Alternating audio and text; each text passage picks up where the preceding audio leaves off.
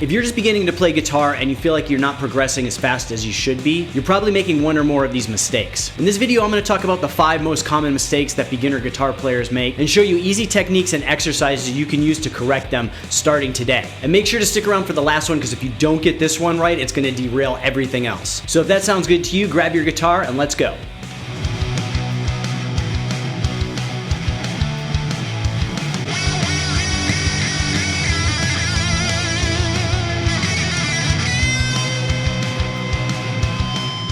So the first problem I see beginner guitarists making all the time is that they rely on 1 or 2 fingers to play practically everything up and down the neck. And while this is completely understandable because learning guitar is hard and using your other fingers can make it even more difficult, eventually you're going to need to use all 4 fingers on your fretting hand to progress, and you might as well start today. So in order to correct this, I have a really great exercise I call the 1, 2, 3, 4. And all we're going to do is start at the 3rd fret of the low E string, and we're going to play the next 4 frets up, so 3rd fret, 4th fret, 5th fret, 6th fret of the low E string. And then we're just going to do this for each string. So for example, and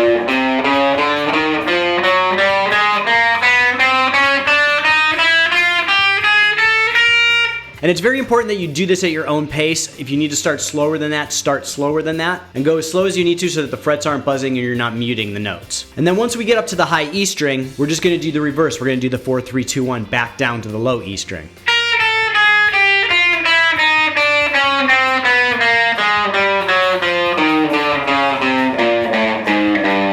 And if you just practice this exercise a few times a day, I guarantee your dependence on your first 2 fingers will slowly go away, and you'll begin to be able to use all 4 of your fingers on your fretting hand. And the next big mistake that beginner guitarist makes goes along with the first one, and that's never practicing alternate picking. And all alternate picking is using up and down picking strokes in your pick attack, which will make your picking in most situations more efficient. And so new guitarists mostly rely on down picks basically because they're easier. And again, learning guitar is hard, so don't feel bad if this is you. Let's just identify this issue and correct it. So what we want to do is use a similar exercise to the one we just learned and add alternate picking into it. So we can take that 1, 2, 3, 4 exercise and just do it with alternate picking. And it looks like this.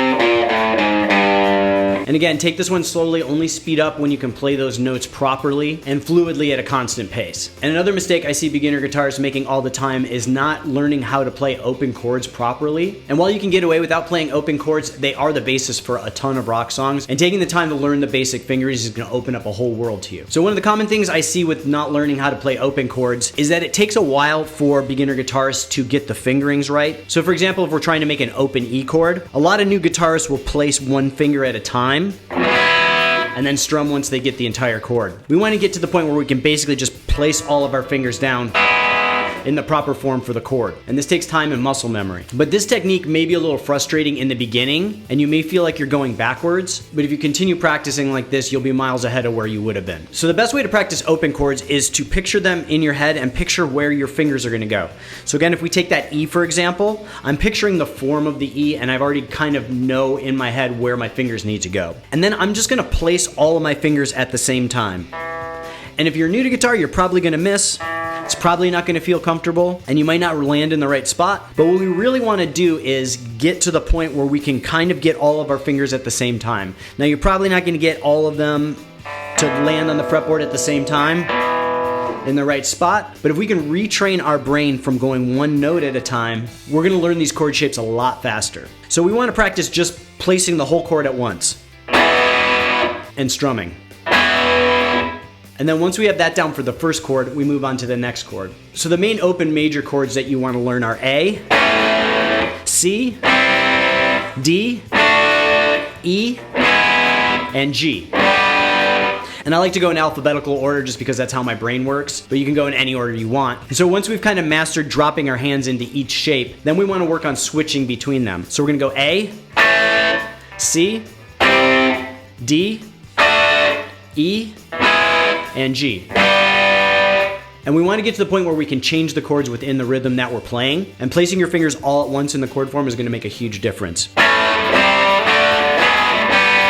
All right, so the next mistake is not using proper technique. And there's a lot that goes into proper technique, but I'm just gonna cover the essentials here. So the first issue a lot of people have is not having their thumb in the proper position. It's very tempting to kind of wrap your thumb around the neck, but when you're first starting, you're gonna wanna get comfortable with your thumb not here, but a little bit farther back behind the neck. Your thumb is basically used on this hand to kind of anchor your position along the neck and then also create a little bit of counterforce, so when you're pushing against it, there's something pushing back. But we don't want to be up here because it limits the movement of our four fingers. The next issue I see a lot is pick grip. Now there's all kinds of different pick grips that you can use, and I'm not saying that you can't use an unorthodox pick grip, but when you're first starting out, it's best to try and use kind of a basic pick grip, as it will make your life a lot easier. Down the road, you can experiment with different pick grips. So what I like to do with my pick is I like to imagine that there is a dot kind of in the middle of the pick on both sides. And I'm gonna take my index finger and put it on the dot in the middle on one side and my thumb on the dot on the other. And then I'm gonna turn my fingers so that they're at a little bit of an angle. And so I recommend using this type of grip as a good starting point. The next issue I see a lot is with the strumming hand. A lot of new guitarists like to use their entire arm to strum, kind of like this. And while that can kind of work for some slower music and when you're first starting, it's gonna really hold back your progression. So what we wanna do is we wanna keep a loose wrist, and all of the motion with the strumming is in the wrist. You basically don't want to see your elbow moving much at all. And another benefit to playing this way is you kind of have to loosen the tension in your forearm and your grip on the pick in order to strum that way, which is the proper way to play anyways. You don't want to be like all tense, having a death grip on the pick. You want to be very loose. And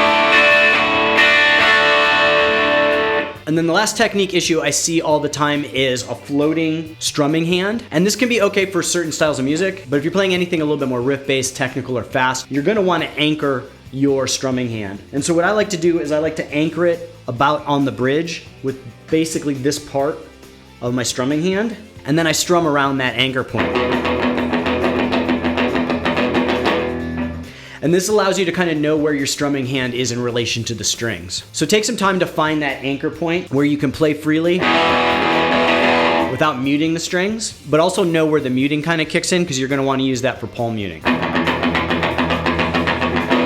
And so the last mistake I see beginner guitarists making all the time is you're not practicing correctly. And so one of the things I see is a lot of beginner guitarists repeating their mistakes when they're practicing.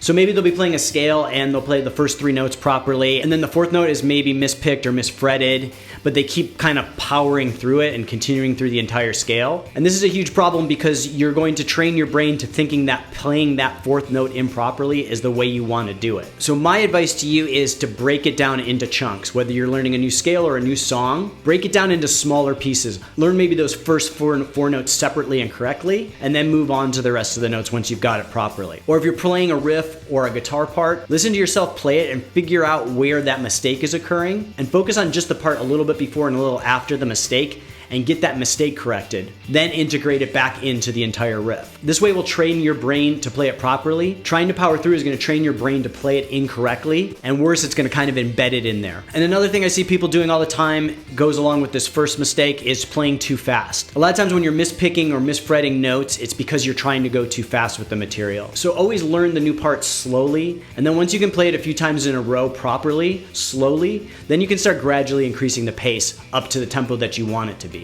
But be diligent about this. Do not tolerate mispicks or misplayed notes, or it'll become a habit. And then to kind of bring everything all together, I recommend practicing along with a metronome. A metronome is gonna keep you honest. A lot of times you feel like you're playing at the right tempo, but you're not playing it fluidly. When I first learned how to play guitar, I was taught to tap my foot. So basically you can tap your foot at a 4 count if you don't have a metronome. I feel like this is a great way to do it because it kind of helps build your internal clock. But if that's too much for you to do when you're first starting, you can play along with a metronome. And then when you're learning songs by bands or other artists, play along with the record, play along with the song. You might think sitting on your couch that you've got it nailed, but then when you actually have to play it to the tempo that they're playing it, everything starts to fall apart. And if you can't play it at their tempo to start, that's where the metronome comes in. So you can play it at a slower tempo along with a metronome, and then once you've built up to the speed on the record, you can play along with the record. So that's it for this video. If you appreciate this content, remember to like and subscribe, and check out my beginner guitar course on my website, scottobryanguitar.com. This course takes you from scratch, like never having played guitar before, all the way up to rock and roll proficiency. There's 10 easy to follow lessons, and there's cool songs to learn along the way. And I will see you guys next time.